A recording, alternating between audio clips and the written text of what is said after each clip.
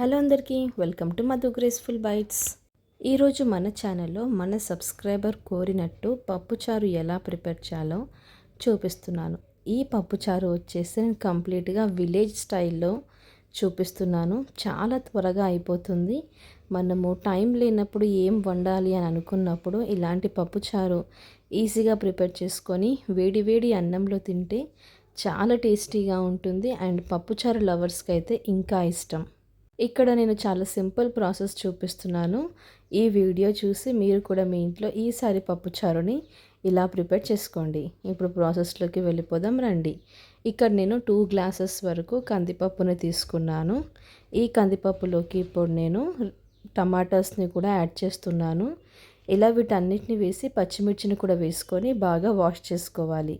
తర్వాత ఇక్కడ నేను పచ్చిమిర్చిని వేసుకున్నాను. టమాటా ముక్కల్ని కూడా ఇలా మనం ముక్కలుగా కోసుకొని పెట్టేసుకోవాలి. 2 గ్లాసెస్ కందిపప్పుకి ఇక్కడ నేను 3 గ్లాసెస్ వరకు వాటర్ని వేసుకుంటున్నాను.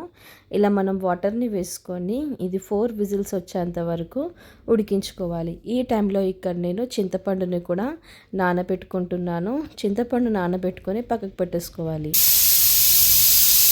ఇలా 4 విజిల్స్ వచ్చాక దీంట్లోకి మనము కొద్దిగా కారం వేసుకోవాలి, చిటికెడు పసుపు, అలాగే రుచికి సరిపడేంత ఉప్పుని కూడా యాడ్ చేసుకొని ఇలా పప్పు గుత్తితోటి మనం పప్పుని బాగా స్మాష్ చేసుకోవాలి. ఈ విధంగా చేసుకుంటే మనకి పప్పు అనేది చక్కగా ఉడికిపోతుంది.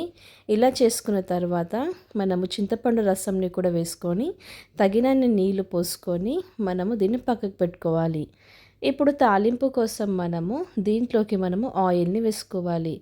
అలాగే కొద్దిగా ఆవాలు, కొద్దిగా జీలకర్ర, కొద్దిగా ఎండుమిర్చిని కూడా వేసుకున్న తర్వాత ఇవి కొద్దిగా వేగిన తర్వాత వెల్లుల్లి కూడా వేసుకోవాలి. వెల్లుల్లి వేసుకొని తాలింపు మంచిగా వేగిన తర్వాత ఈ పప్పుచారులోకి పెట్టేసుకోవాలి.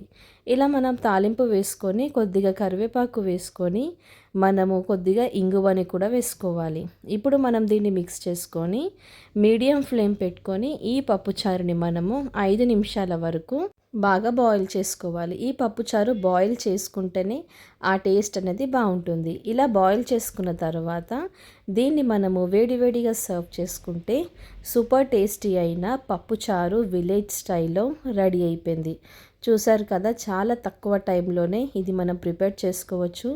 తక్కువ ఇంగ్రీడియంట్స్ తోటి చాలా రుచికరంగా ఉంటుంది. ఇలా మనం పప్పుచారు, వేడివేడి అన్నం, 2 అప్పడాలు వేసుకొని తింటే అసలు చికెన్ మటన్ కూడా అవసరం ఉండదు కదండి. అంత టేస్టీగా ఉంటుంది. మీరు కూడా తప్పకుండా ట్రై చేయండి. ట్రై చేశాక ఎలా కుదిరిందో కామెంట్ చేయండి. Thank you for watching. Like, share, subscribe. Bye.